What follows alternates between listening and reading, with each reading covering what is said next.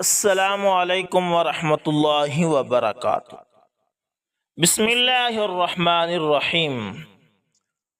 دوستو، تحریک ختم نبوت 1953 میں لاہور، لائل پور، فیصل آباد، گوجرانوالا، سیالکوٹ، ساہیوال، راول پنڈی، سرگودا اور دوسرے تمام شہروں اور قصبوں کی حالت یہ تھی کہ رضاکار اپنے بھرتی کے مراکز پر آتے، جسم پر بڑی دلیری سے زخم لگاتے اور خون سے حلف نامے پر دستخط یا انگوٹھا ثبت کر دیتے تھے۔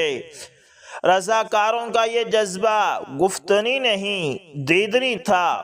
ایسے معلوم ہوتا تھا کہ جیسے ان نوجوانوں کے سینوں میں قرون اولیٰ کے مسلمانوں کے دل دھڑکنے لگ گئے ہیں اور یہ دنیا و ما فیہا سے منہ موڑ کر خواجہ بطحا صلی اللہ علیہ وسلم کی حرمت پر قربان ہونا چاہتے ہیں۔ لکھتا ہوں خون دل سے یہ الفاظ احمری، بعد از رسول ہاشمی صلی اللہ علیہ وسلم کوئی نبی نہیں۔ تحریک ختم نبوت 1953 میں دہلی دروازہ لاہور کے بہر صبح سے عصر تک جلوس نکلتے رہے اور مجاہدین ختم نبوت دیوانہ وار سینوں پر گولیاں کھا کر آقائے نامدار صلی اللہ علیہ وسلم کی عزت و ناموس پر جان قربان کرتے رہے۔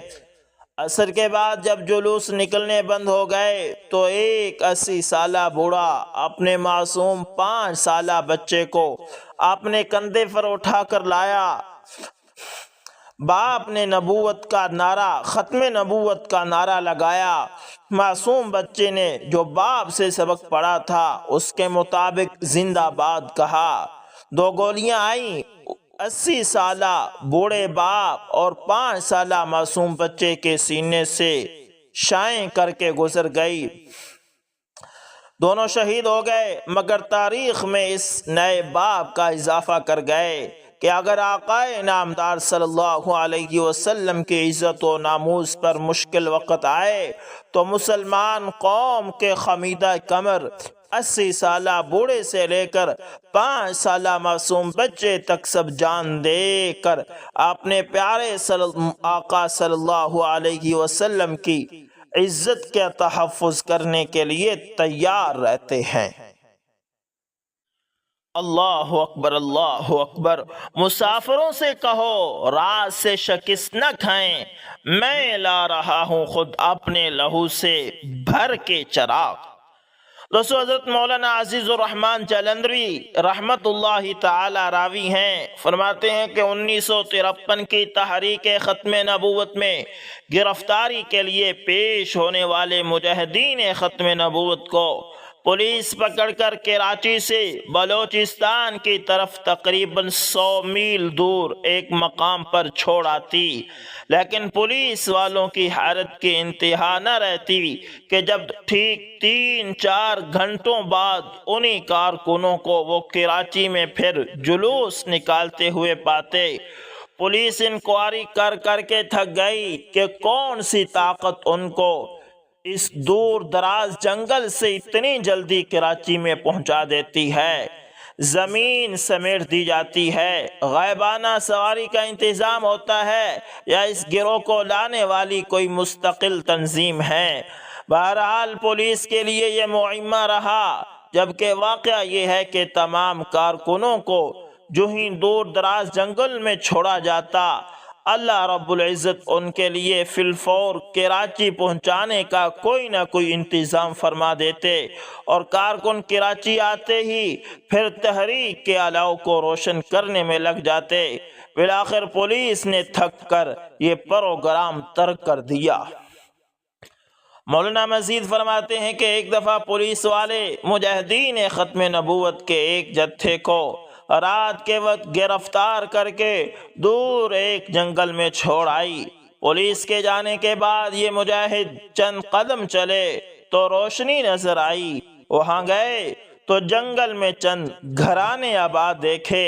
ان گھرانوں میں سے ایک آدمی بہر آیا، ان مجاہدین کو بلایا، دعا دی، راستہ اور حفاظت کا وظیفہ بتلایا۔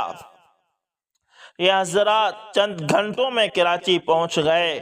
پولیس والے سو کر بھی نہ اٹھے ہوں گے کہ یہ حضرات کراچی میں پھر ختم نبوت زندہ باد کے جلوس نکالنے میں مصروف ہو گئے۔ جنگل میں کون سی قوم آباد تھی؟ وہ آدمی از خود بغیر آواز دیے کیسے رات کے وقت بہر آ گیا؟ کراچی کا راستہ اور حفاظت کا وظیفہ کیوں بتلایا؟ دعا کیوں دی؟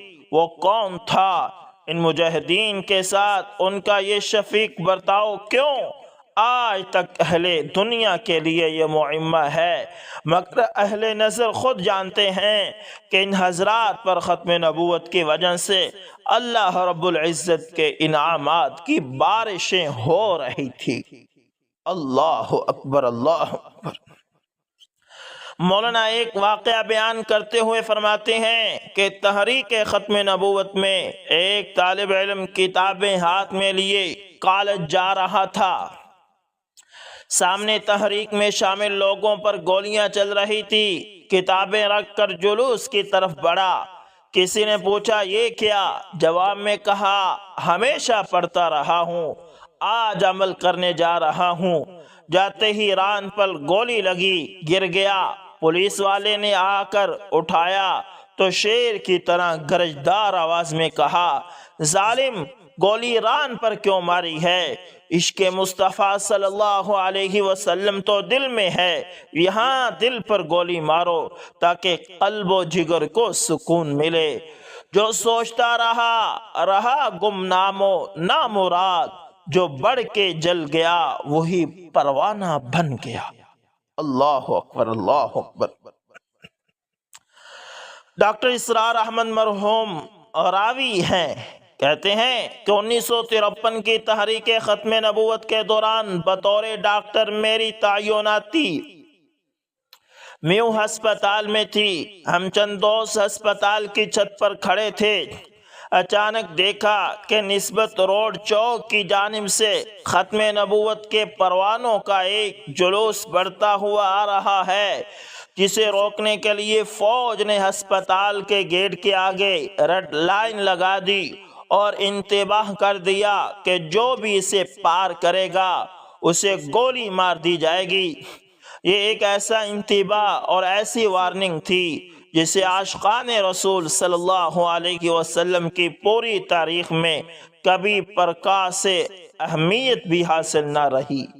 یہاں بھی یہی ہوا۔ جلوس نام محمد صلی اللہ علیہ وسلم کی عظمتوں کے ترانے بلند کرتا ہوا اسی آن سے آگے بڑھتا رہا۔ ریڈ لائن پہ ایک لمحے کو رکا، دوسرے ہی لمحے چشم فلک نے دیکھا کہ غلامی رسول صلی اللہ علیہ وسلم پہ ناز کرنے والا ایک خوبرو نوجوان آگے بڑھا۔ اس نے اپنا سینہ کھولا اور نعرہ لگایا ختم نبوت زندہ باد، اور سرخ لائن کراس کر گیا۔ دوسری طرف سے قادیانیت نواز کی بندوق سے گولی نکلی اور سرخ سرحد عبور کرنے والا نوجوان عشق مصطفیٰ صلی اللہ علیہ وسلم کے سفر میں اتنا تیز نکلا کہ ایک ہی جسم زندگی کی سرحد عبور کر کے قدم بوسی حضور صلی اللہ علیہ وسلم کے لیے روانہ ہو گیا۔ چنانچہ ہم نے دیکھا کہ اسی رفتار سے دوسرا جوان آگے بڑھا۔ اس نے بھی گریبان چاک کیا اور پوری قوت سے نعرہ زن ہوا ختم نبوت زندہ باد۔ ظلم و تشدد کی روایت کے مطابق ادھر سے گولی آئی اور عشق و محبت کی تاریخ کا ایک اور صفحہ رنگین کرتے ہوئے گزر گئی۔ وہ نوجوان لڑکھڑایا اور لبوں پر فاتحانہ مسکراہٹ لیے راہی فردوس بری ہو گیا۔ اس سے پہلے کہ تیسرا نوجوان آگے بڑھتا ہم چھت سے نیچے آ چکے تھے اور ادھر خبر ملی کہ ان دونوں جوانوں کے لاشیں بھی ہسپتال پہنچ چکے ہیں۔ دوران زیارت معلوم ہوا کہ دونوں جوان سگے بھائی تھے۔ اللہ اکبر۔ چودھری نذیر احمد صاحب بھائی بھیرو میں کریانہ کا کاروبار کرتے تھے۔ 1953 کی تحریک ختم نبوت کا واقعہ انہی کی زبانی سنیے اور اپنے ایمان کو تر و تازہ کیجئے۔ فرماتے ہیں کہ میری شادی کے چند ماہ بعد تحریک ختم نبوت 1953 شروع ہوئی۔ میں تحریک میں حصہ لینے کے لیے ننکانہ صاحب سے لاہور مسجد وزیر خان چلا گیا۔ یہاں روزانہ جلسہ ہوتا اور جلوس نکلتے۔ ایک دن مسجد کی بجلی اور پانی کا کنیکشن کاٹ دیا گیا۔ اس پر مسجد میں ایک احتجاجی جلسہ ہوا، پھر جلوس نکلا۔ میں اس جلوس میں شامل تھا۔ فوج نے ہمیں گرفتار کر لیا۔ چند احباب کے ہمراہ سرسری سماعت کی عدالت میں پیش کیا گیا۔ میرا نمبر آخر میں تھا۔ میری باری پر قادیانی میجر جنرل حیاء الدین نے کہا، معافی مانگ لو کہ آئندہ تحریک میں حصہ نہیں لوگے تو ابھی بری کر دوں گا۔ میں نے مسکراتے ہوئے میجر کو کہا کہ آپ کی بات سمجھ میں نہیں آ رہی کہ حضور کریم صلی اللہ علیہ وسلم کی عزت و ناموس کا مسئلہ ہو اور ایک امتی کی شفاعت کا ذریعہ ہو اور پھر وہ معافی مانگ لے۔ میجر نے کہا کہ سامنے لان میں چلے جاؤ، آدھا گھنٹہ اچھی طرح سوچ لو۔ میں لان میں بیٹھ گیا، پھر پیش کیا گیا تو میجر نے کہا کہ معافی مانگ لو۔ میں نے مسکراتے ہوئے میجر کو جواب دیا کہ شاید آپ کو اس مسئلہ کی اہمیت کا علم نہیں، آپ کی بات میری سمجھ میں نہیں آ رہی کہ اس مسئلہ میں معافی کیا ہوتی ہے۔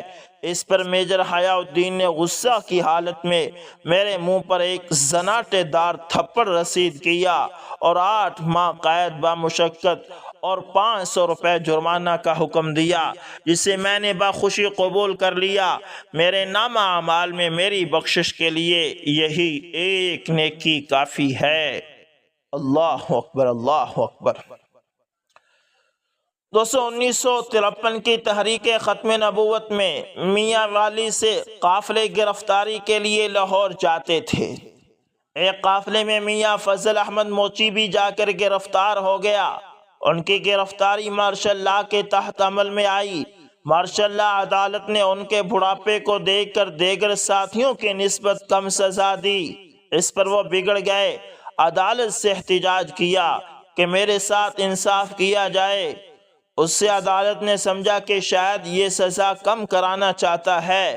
عدالت نے جب پوچھا تو کہا، مجھ سے کم عمر کے لوگوں کو 10-10 سال کی سزا دی، میرے ساتھ انصاف کیا جائے اور میری سزا میں اضافہ کیا جائے۔ اس بوڑھے جرنیل کی ایمانی غیرت پر جج انگشت بدنداں اٹھ کر عدالت سے ملحق کمرے میں چلا گیا۔ میاں فضل احمد نے عدالت میں کپڑا بچھا کر گرفتاری، سزا اور آقا نامدار صلی اللہ علیہ وسلم کی عزت و ناموس کے تحفظ کے لیے اپنی قربانی کی۔ بارگاہ خداوندی میں قبولیت کے لیے نفل پڑھنے شروع کر دیے۔ اللہ اکبر۔ تحریک ختم نبوت 1953 کے پرتشدد خاتمے سے لوگوں میں مایوسی کا پیدا ہونا ایک قدرتی امر تھا۔ کئی لوگ ان شہداء کے متعلق جو اس تحریک میں ناموس ختم نبوت پر قربان ہو چکے تھے، یہ سوال کرتے کہ ان کے خون کا ذمہ دار کون ہے، اور یہ سوال ایک مخصوص مذہبی حلقے کی جانب سے بالتواتر اٹھایا گیا تو تحریک کے قائد سید الاحرار امیر شریعت حضرت مولانا سید عطا اللہ شاہ بخاری رحمۃ اللہ تعالی نے لاہور کے ایک جلسے سے خطاب کرتے ہوئے اس کا منہ توڑ جواب دیا کہ جو لوگ تحریک ختم نبوت میں جہاں تہاں شہید ہوئے، ان کے خون کا جواب دہ میں ہوں۔ وہ عشق رسالت میں مارے گئے۔ اللہ تعالیٰ کو گواہ بنا کر کہتا ہوں کہ ان میں جذبہ شہادت میں نے پھونکا تھا۔ جو لوگ ان کے خون سے اپنا دامن بچانا چاہتے اور ہمارے ساتھ رہ کر اب کرنی کترا رہے ہیں، ان سے کہتا ہوں کہ میں حشر کے دن بھی ان کے خون کا ذمہ دار ہوں گا۔